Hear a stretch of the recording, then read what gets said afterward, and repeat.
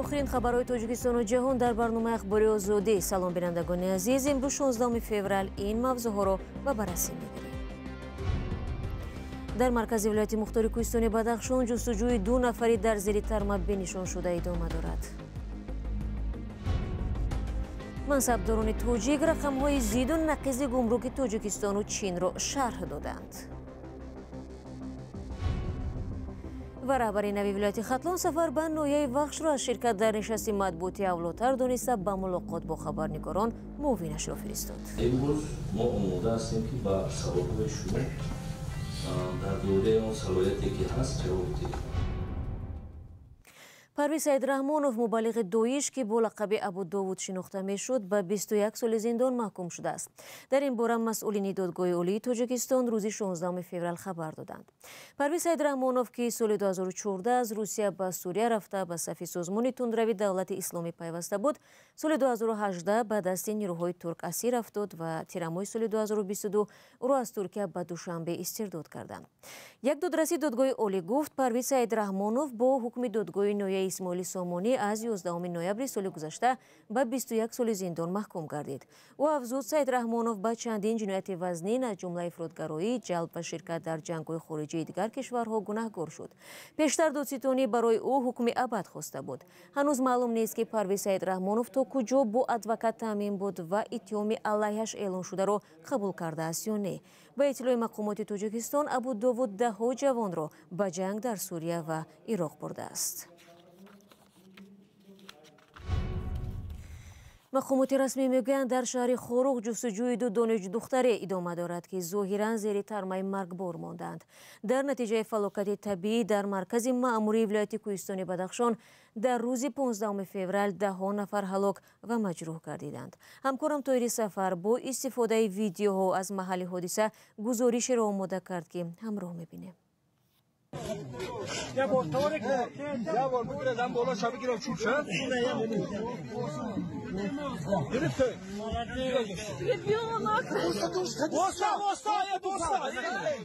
این کودک را از چنگ مرگاوری ترما در خروق زنده بیرون کشیدند. سرنوشت 13 نفر دیگر با فاجعه انجامید. ترمای روز 15 فوریه با گفته مقامات 13 نفر را کشت و 12 کسی دیگر را مجروح کرد. اکثر قربانیان زن و 3 نفر کودک بودند. فلاکت طبیعی ساعتی تقریباً 10 روز رخ داد. اول خودی ساکنان با کمک آسیب دیدگان شتافتند که زیر برفی زیاد مانده بودند. ویدیوهای زیادی از جریان فلاکت و نجات بازماندگان در شبکه‌های اجتماعی چرخ می‌زند.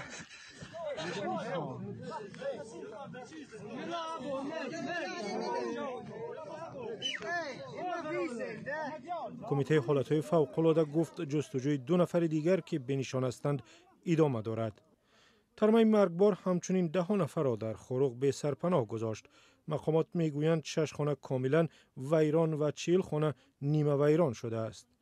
انوره سرکار و خبرنگار زاده بدخشان مقامات را تنقید کرده است که برای رفع پیامدهای فلاکت آماده نبودند و ابزار و وسیله نجات مردم را هم نداشتند. او در صفحه‌اش در فیسبوک نوشته است مقامات برای ترغیب کار خود در گزارش تلویزیونی دولتی یگانه تراکتور در ولایت را به تکرار نشان می‌دادند که مشغول پاکسازی برف است. خروق مرکز مأموری ولایت بدخشان که محله‌های آسیب پذیر در برابر فلاکت‌های طبیعی زیاد دارد، در گذشته شاهد چنین بهمن یا ترمای مرگبار نشده است. طبق خبری کمیته حالتهای فوق‌العاده که همین حالو به دست ما رسید، در ناحیه ونج باز یک جسد دقیق‌ترش جوان دختر 20 ساله را از زیر ترما بیرون کشیدند. به همین ترتیب شماره هلاک شده ها در ولایت مختاری کوهستانی بدخشان تا همین ساعت به 16 نفر برابر شد. روز 15 فوریه خدمات گمرکی توجیکستان در نشست خبری امور تجارت را با چین در سال گذشته اعلام نمود که از رقم‌های پیشنهاد نموده منصبداران چینی فرق می‌کند. تفاوت کلان در امور بین دو کشور در گذشته نیز رسانه‌ای شده مقامات آن را به گوناگونی طرز حساب پیوند دادند. بعضی از کارشناسان جواب را باوربخش نمی‌دانند. سروناز روح‌الله و شهلای عبدالله در همین باره می‌گویند. масъулини баландпояи хадамоти гумруки Тоҷикистон мегӯянд Чин омури тиҷораташро бо Тоҷикистон аз будаш бештар нишон медиҳад. این اشاره به گزارش اداره گمرک چین است که صادرات مالش را به تاجیکستان 843 میلیون دلار نامید، ولی تاجیکستان این رقم را در 11 ماه سال گذشته 782 میلیون دلار نشان داد. با گفته مقامات تاجیکستان امور دوشنبه دقیق تر است. این فرقیتش 15.8 میلیون دلار. همین فرقیت اساساً خراجات نقلیات حساب کرده میشه، چون که همون بعضی شرکت‌ها همین خراجات نقلیاتش خودی تاجیکستان میسپرند. قید کردن لازم است که حسابی که پاندمی دوام داد خطای به وارد شدن شهروندان تاجیکستان دیگر شهروندان من کرده شدگی بود. فقط پولایی که وارد شد با واسطه بانک‌ها شدگی. غیر نقدی یگان کس برده نمیتون، چون که رفت و آمد نبود. رقمو چیزی که ما شما حاضر انیق پوره است. جانب چین هیچ وقت تفاوت امور داد و گرفت را با تاجیکستان شرح نداده است، ولی هر سال هنگام نتیجه گیری از کار یک ساله این بحث رو میزند. این فرق در سال 2021 حدود 1 میلیارد دلار بود. معلوم نیست پکین امور محصولات صادراتیش را به تاجیکستان برزیاد نشان داده است و یا ارزش کالای چینی در سرحد کشور پایین آورده شده. با گفته کارشناسان، بر اساس قانون‌های اقتصاد، ارزش کالای صادرات شده از چین باید در تاجیکستان بیشتر شود، چون به آن خرج حمل و نقل و حجتگذاری ضم می‌گردد. در گذشته مقامات گمرک تاجیکستان فرق را به گوناگونی طرز حساب و کتاب ربط می‌دادند. برخی عامل فساد را از احتمال دور نمی‌دانند. قبلا یک مأمور پیشین گمرک اظهار داشته بود که قسمی از این فرقیت به ساخته‌کاری ربط دارد.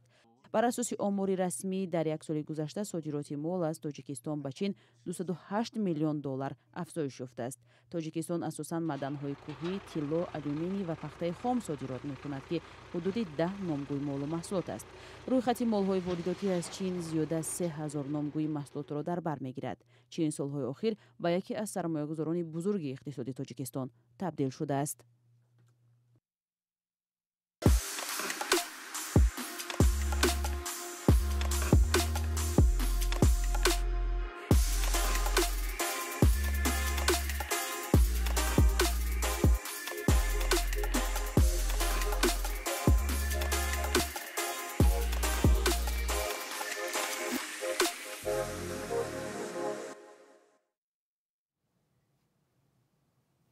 برنامه خبری را ادامه می‌دهم. رهبر نوی ولایت ختلان آشنایی با صاحبکاران و کشاورزان نایه وخش را از شرکت در نشست مطبوعاتیش اولاتر دانسته است. شماری از خبرنگاران محلی شکایت دارند که اولین نشست دولتعلی سعید اجرا کننده منصب رئیس ولایت ختلان بدون حضور او گذشت و معاونش تا جای توانست به سوالهای خبرنگاران جواب داد. همکارم محمود جان رحمتزاده میگوید متاسفانه در ولایت ختلان این حادثه یگانه نیست. نشست مطبوعاتی رئیس ولایت ختلان به اعلان رسمی و با دعوت یک به یک خبرنگاران دلخواهی او برگزار شد. این بار اول است که یک رئیس ولایت قاعده های برگزاری نشست خبری را به طبع خود عوض می کند. نه تنها خبرنگار رادیوی آزادی بلکه نمایندگان رسانه های دیگر نیز برای خط مهمانان رئیس ولایت ختلان شامل نبودند. نماینده رئیس ولایت به ما گفت سؤالهای خود را به واسطه خبرنگاران دیگر رسانید. چند ماه پیش دولتعلی سعید رئیس ولایت ختلان کلانترین ولایت تاجیکستان تعیین شد. بسیاری ها اولین نشست خبری او را بی‌صبرانه منتظر بودند، ولی او ضرور ندانست حتی به این نشست کم آدم هم حاضر شود و این کار را به معاونش امان‌الله سلیمزاده سپرد. خبرنگاران هم از چنین برخورد ناراحت شدند. شکایت دیگر از جانب بعضی از ژورنالیستان بود که از مناسبت خنوکی حکومت ولایت با آنها شکایت داشتند. با وجود سؤال احمد ابراهیم، امان‌الله سلیمزاده از پاسخ فرار کرد. رئیس ولایت در سفر کاری است. امروز ما آماده هستیم که با سوالهای شما در دوره اون صلاحیتی که هست جواب دهیم. آینده با اشتراک رئیس ولایت نشست شناسایی بود. در زمان برگزاری نشست خبری معلوم شد که رئیس ولایت به ناحیه وخش رفته است. ناحیه وخش از شهر باختر مرکز مأموری ولایت همگی 18 کیلومتر فاصله دارد.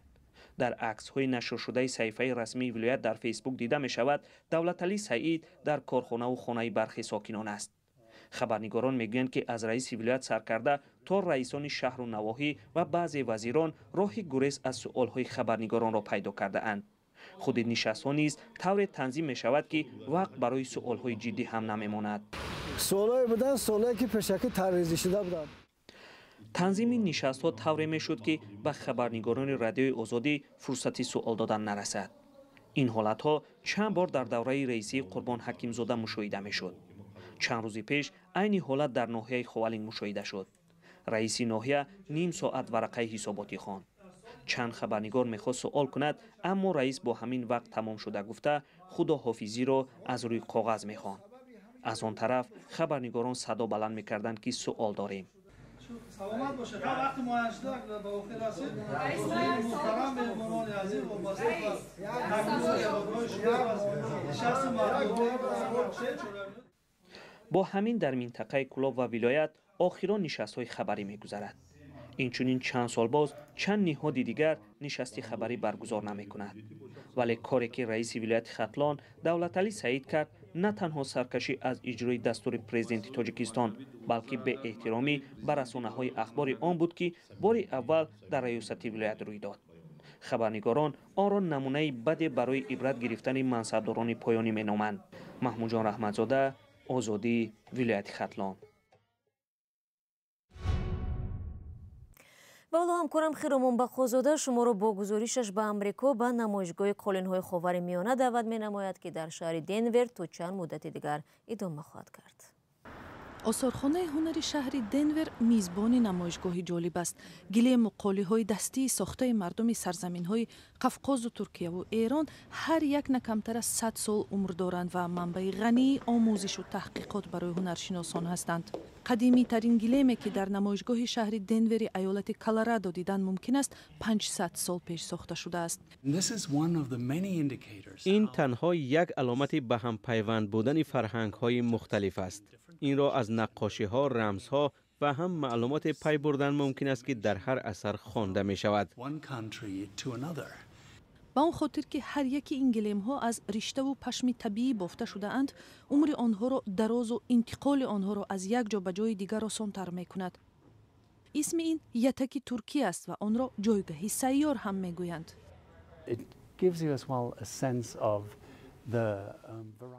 гилемҳо дар ҳар ҳолат истифода мешуданд. имрӯз гилемчаро бештар дар хона зери по мепартоянд то ки зери по гарм бошад. вале дар қарни 19 онро чун ҷойгоҳи хоб истифода мекарданд. яъне хеле чизи зарурӣ буд ва ба назари ман бояд хеле роҳат бошад. дигар қолиҳои Туркие ки дар ин намоишгоҳ гузошта шудаанд, гилеми Караман ва гилемчаи Димерчи ном доранд ки дар аввалҳои солҳои 1800 сохта шуданд. исми муаллифони ин гилемҳо ҳифз нашуданд, вале ҳунармандону ҳунаршиносон ҳар як асарро аз рӯи нақшу нигор, сифати нах ё пашм ва рангаш метавонанд фарқ кунанд. қолиббофӣ пикселҳои хурдро ба ёд меоранд. шумо бояд дар фикри дуруст эҷод шудани ҳар як нуқтаи рӯи асар бо таваҷҷӯҳ кор кунед.